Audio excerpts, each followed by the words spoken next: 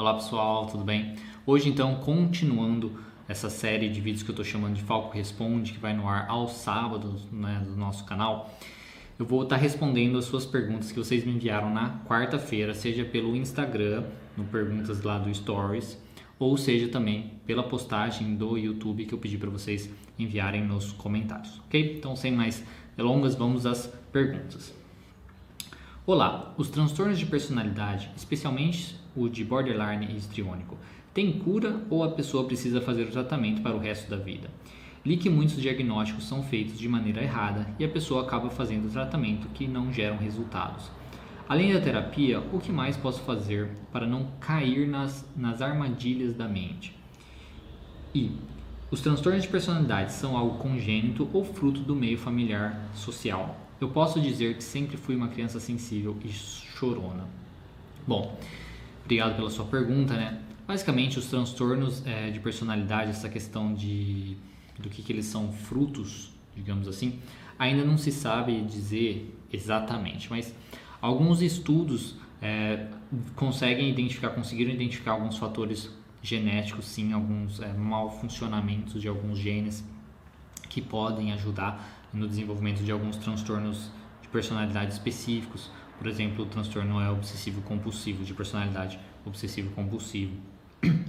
Outros, identificaram, por exemplo, genes ligados com uma pessoa ser às vezes mais agressiva, ter mais ansiedade, mais medo, que às vezes pode ajudar também a desenvolver um transtorno de personalidade ou qualquer outro transtorno que não necessariamente de personalidade. Há também muitos estudos que mostram que traumas infantis, pessoas que passam por traumas pesados, assim, por exemplo, abuso sexual na infância e tal, isso também tem uma correlação no desenvolvimento de transtornos de personalidade, principalmente transtornos de personalidade um pouco mais sérios. Tem alguns estudos que falam que pessoas com transtorno de personalidade borderline, por exemplo, têm um alto índice assim, de pessoas que têm o transtorno de borderline que passaram por algum trauma sexual na infância.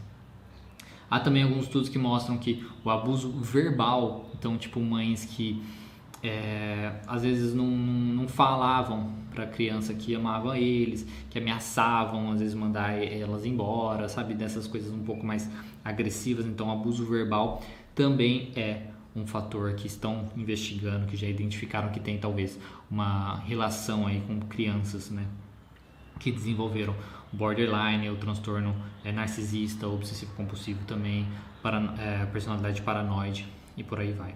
Então, de começo, tem a questão genética, tem o trauma na infância, tem o abuso verbal, então mais ou menos a relação aí com os pais. Então, é tudo isso em conjunto, a questão genética, como também o ambiente do sujeito. Há alguns estudos que mostram também que às vezes crianças com alta reatividade, que seria uma sensibilidade maior à luz, barulho, essas coisas, também podem desenvolver alguns mais transtornos, porque eles são um pouco mais sensíveis às coisas, então é mais fácil eles serem agressivos ou sentirem medo e coisas nesse sentido. Isso é basicamente como os transtornos, principalmente de personalidade, podem se desenvolver. Agora, na sua pergunta a respeito de se tem tratamento, se tem cura ou se faz o tratamento pro resto da vida, não tem uma cura no sentido da pessoa falar assim, nossa, eu não tenho mais o transtorno de personalidade X. Isso não existe.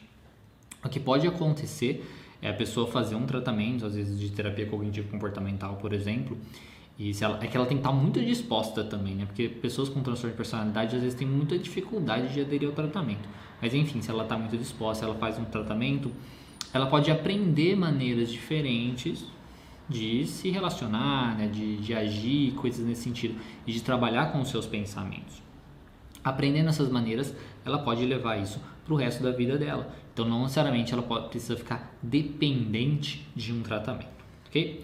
Então, eu espero que tenha respondido aí a sua pergunta e aconselho, se você já não fez isso, buscar uma ajuda profissional, de preferência com profissionais especializados, um psiquiatra e um psicólogo ou psicóloga. Então, próxima pergunta: é possível curar a ansiedade apenas com terapia e ansiolíticos? Sim, porque assim, apenas com terapia e ansiolíticos, na realidade é com terapia e medicação que você vai curar mesmo, que você vai tratar a ansiedade. O ansiolítico, no caso, na verdade, o tratamento da ansiedade vai ser feito com alguns antidepressivos e alguns outros medicamentos, talvez dependendo do caso. E aí, o ansiolítico vai ser usado em casos um pouco que a pessoa está um pouco mais séria, né? Que aquela emoção é muito forte ou que ela não está conseguindo dormir, coisas nesse sentido. Então, ela vai ser tratada nesse sentido para não com medicação, para que ela não sinta uma emoção tão forte, não sofra tanto, basicamente, né? E a terapia vai ajudar ela a aprender a lidar melhor com as situações, com os seus pensamentos e ter comportamentos um pouco mais funcionais, digamos assim. E aí é onde ela vai ter essa possível cura aí do seu transtorno de ansiedade, certo? Então sim, é possível, digamos, curar, né, tratar a ansiedade apenas com terapia e ansiolíticos, né? Não diria apenas, né, porque na verdade é o que precisa ser feito. Então, próxima pergunta. Você faz a avaliação do estado mental? Ou quanto acha útil essa avaliação? Bom, eu não costumo fazer, eu não faço essa avaliação do estado mental, né, da saúde mental.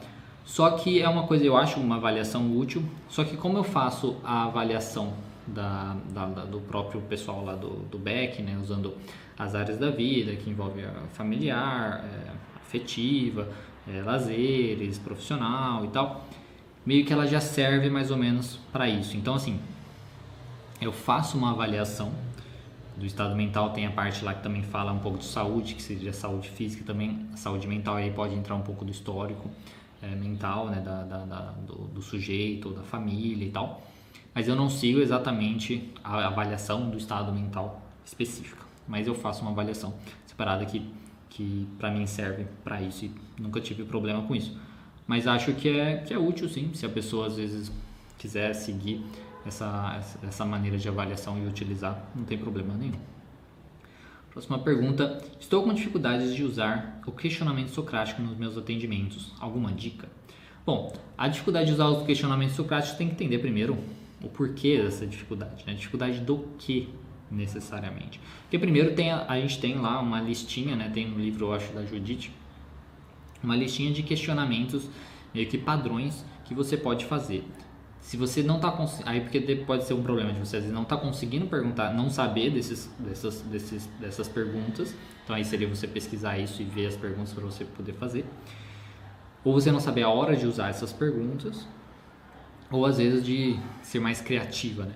Na parte de ser criativo envolve mais você buscar um crescimento pessoal mesmo. Você se desenvolver como pessoa vai te ajudar a ter pensamentos mais rápidos e tal, e isso te ajudar com o seu paciente. Na parte do questionamento, se você não sabe os questionamentos, é só ir lá pesquisar. Agora, de saber usar na hora correta, é tudo teste, é com o tempo mesmo.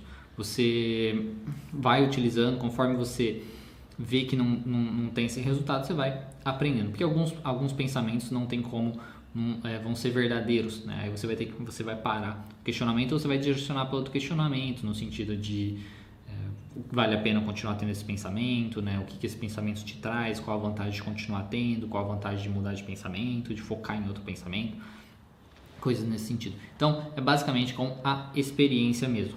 Vai tentando, vai fazendo e com o tempo você vai vendo que conforme você vai tendo feedback positivo das horas que você acerta, né? Aí você vai aprendendo, não tenha tanto anseio disso ou medo de errar, qualquer coisa assim. É só você ir fazendo naturalmente, né? E eu faço isso também na questão de você se desenvolver como pessoa, para que você tenha ali um pensamento um pouco mais rápido, de saber questionar, de fazer perguntas um pouco além, diferentes daquelas padronizadas, que às vezes são mais específicas para o trabalho, né? Espero ter respondido. Aqui é difícil eu responder quando é tipo, eu estou com dificuldades, mas é que preciso entender quais as dificuldades também. Espero ter respondido. Qual a próxima pergunta, então? Qual a diferença entre as crenças centrais? Desamor, desvalor e desamparo. Bom, os esquemas, né, que são isso de desamor, desvalor e desamparo, são esquemas onde as crenças centrais podem se encontrar ali dentro, né? A diferença, basicamente, de desamor é o sujeito que tem as crenças de que ele não é amável, né? Que as pessoas não amam ele, que ele não é uma pessoa gostável, digamos assim, né? De desvalor é a pessoa que ela se acha ruim, né? Ela é um lixo, ela é um monstro. Então, aí pode confundir um pouco, né? Por exemplo, as pessoas não gostam de mim porque eu sou ruim. Às vezes pode até juntar esses dois esquemas, digamos assim. Mas tem que entender isso, que é uma coisa assim, o desvalor é bem mais pesado, digamos assim. Ela se acha realmente ruim, uma pessoa maléfica, né? Uma coisa muito... ela não tem valor nenhum. E o desamparo é da pessoa ter uma certa desesperança com as coisas, de se achar incapaz, né? Então, tipo, eu não consigo fazer as coisas, né? Eu não sou capaz de fazer as coisas, então eu sou incapaz. E também isso pode se juntar um pouco com o desamor, e aí você tem que saber diferenciar. Por exemplo, se a pessoa falar, eu sou incapaz, né? Mas daí, num relacionamento, por exemplo, ela é incapaz de fazer alguma coisa no relacionamento, ou ela é incapaz, por exemplo, de ter amor da pessoa. Se ela é incapaz de ter amor da pessoa, isso entra, por exemplo, na crença, no esquema de desamor. Agora, se for incapaz simplesmente de fazer as coisas, uma coisa mais concreta e tal, entra no desamparo. Então, basicamente, o desamparo é incapacidade, o desvalor é quando ela se acha ruim, sabe, maléfica, digamos assim, um monstro, ela se menospreza muito como pessoa mesmo, mas que não tem a ver com tipo, por isso que eu não sou amado, coisas assim. E o desamor é a pessoa achar que ela não é amável, né, que as pessoas não gostam dela e que ninguém vai gostar dela e coisas nesse sentido. Espero ter respondido. Então, próxima pergunta: a TCC auxilia em disfunções sexuais? Sim, a TCC auxilia em todos os possíveis transtornos que a gente pode pensar, né? E nas disfunções sexuais também, porque daí a gente pode tanto numa questão com os pensamentos, né? Porque daí a gente pode trabalhar, entender o porquê que, vamos supor, se a gente está falando de uma impotência, né? A gente trabalhar quais pensamentos que às vezes possam estar envolvidos com isso, se for uma questão psicológica, né? Quais pensamentos estão envolvidos com isso, às vezes trabalhar a ansiedade, se for por conta da ansiedade que o sujeito está tendo disfunção sexual também. Ao mesmo tempo que a gente pode trabalhar com algumas técnicas, né? Às vezes tem ejaculação precoce, essas coisas também existem alguns exercícios que a gente pode estar fazendo, expondo o cliente naquelas situações e tal. Então sim, auxilia bastante, sim, pode ajudar. O transtorno de personalidade histriônica. Dicas para trabalhar no consultório. Bom, o transtorno, né, de personalidade histriônica, né? Basicamente, assim como todos os outros transtornos de personalidade, não tem uma coisa específica, né, para você. Com esse transtorno eu vou fazer tal coisa. Tirando o borderline, né, que tem lá o DBT, que trabalha especificamente, mais focado, né, no borderline, os outros transtornos, pelo menos até o meu entender de hoje, eu não sei se existe alguma coisa muito específica. Mas como a maneira, digamos assim, regra, padrão para você trabalhar, é identificar os padrões mesmo de pensamento, a origem daqueles pensamentos, e você tentar descobrir aí junto com o paciente a ligação, basicamente a conexão entre os pensamentos dele, os pensamentos disfuncionais e os seus comportamentos. Aí mostrar, né, que esses comportamentos também são ruins, por que são ruins, por que ele poderia se comportar de outra maneira e o que eles podem fazer, então, para talvez focar em pensamentos mais funcionais, às vezes que os pensamentos deles são exagerados mesmo. Então, assim, e comportamentos novos. Então, basicamente, não é diferente do que você faz num tratamento normal, num tratamento de ansiedade, num tratamento de depressão, enfim. A única coisa é que vão ser pensamentos muito mais fortes, né, e comportamentos muito mais disfuncionais.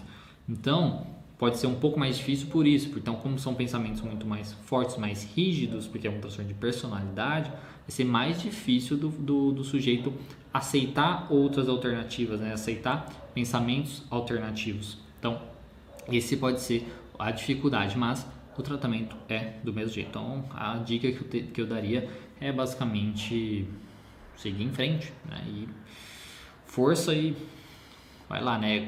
Trabalhar bastante também a motivação, acho, desses clientes, porque eles são um pouco mais difíceis de aderirem ao tratamento, até mesmo de procurar tratamento. Próxima pergunta: como trabalhar o transtorno bipolar com a TCC?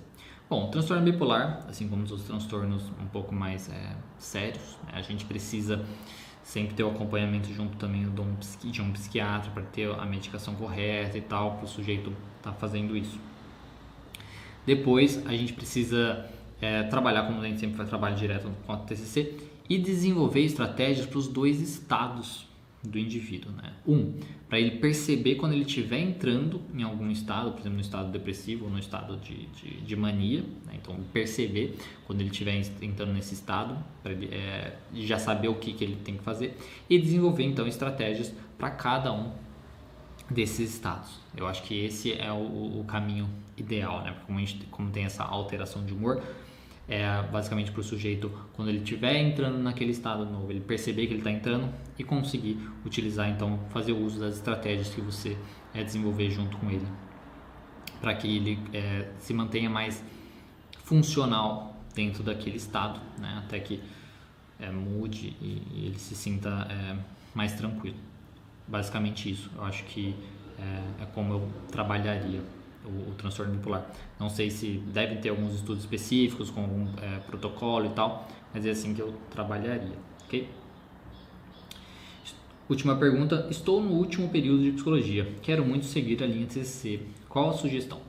Bom, a minha sugestão para você é começar a ler os livros mesmo, já começar a fazer algumas coisas específicas de buscar conteúdo, porque hoje em dia tem muito conteúdo, principalmente até mesmo conteúdo gratuito, né, na internet sobre isso, palestras e tal. E uma dica que eu acho muito importante se você não sabe ainda, aprenda inglês. Tá? Por quê? Porque a base, querendo ou não, da terapia cognitiva é americana, né? O pessoal lá do Beck, tudo, eles são americanos. Então, você sabendo inglês, você vai ter muito mais acesso às coisas, né? Acesso, por exemplo, a cursos em outra língua, acesso a vídeos de outra língua, você vai ter acesso a materiais científicos, né? Também artigos, tudo isso que pode te ajudar muito mais. Então, isso é uma dica assim, que eu acho muito importante, tá? Aprenda inglês, aprenda a ler coisas em inglês e tal, para você escutar também, para você se aprofundar um pouco mais. E, ao mesmo tempo que já começa a ler os livros mesmo, da Judith. Tem um livro, e aí tem dois livros que eu normalmente sempre recomendo bastante, que é o Aprendendo a Terapia Cognitivo Comportamental, do Jesse Wright, e A Mente Vencendo o Humor, da Padesky, se não me engano. Que são livros muito bons para isso, para iniciantes, para as pessoas entenderem. Ok? Então, essa foi a última pergunta. Então, obrigado para vocês que enviaram as perguntas. E se você tiver alguma dúvida, alguma coisa que você gostaria que eu respondesse, nas quartas-feiras eu envio lá um stories no nosso Instagram, Terapia Cognitiva Online, @Terapia Cognitiva Online, né? Envio um stories pedindo para o pessoal enviar perguntas através do stories lá na função lá, pergunte para mim. Ao mesmo tempo que eu também faço uma postagem no YouTube, uma postagem escrita, pedindo para me enviarem as perguntas pelos comentários. Então, se você estiver querendo que a sua dúvida seja respondida, na quarta-feira que vem, ou na próxima que seja, você pode fazer